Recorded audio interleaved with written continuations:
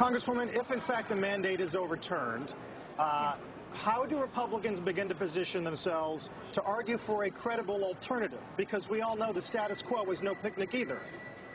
Well, that's absolutely true, and we have said all along that the goals of the 2010 law were great goals, the right goals for the American people, but it is a very bad law, very bad policy. It's harming job creation.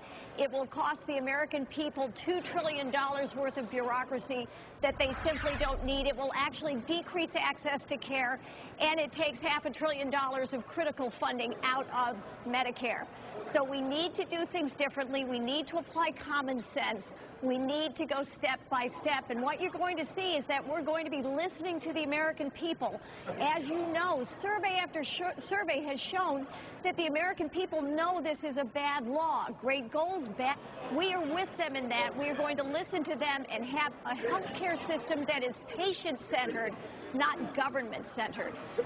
Is it enough if the mandate is overturned? I mean, so you won't have the unpopular mandate. You may still have the popular reforms. Do Republicans feel those reforms are still worth keeping, or will they go to Congress and try to repeal what's left over? Well, the entire law has to be repealed and replaced. We do have to start fresh because there are so many provisions in that law that are harming job creation and that will harm access to care. There's a raft of new taxes that are going to be imposed on the American people starting in January 2013. That's bad for our economy. That's bad for medical innovation. It's bad for savers because they're going to tax dividends. So those have to go. We have to get that $500 billion back into Medicare.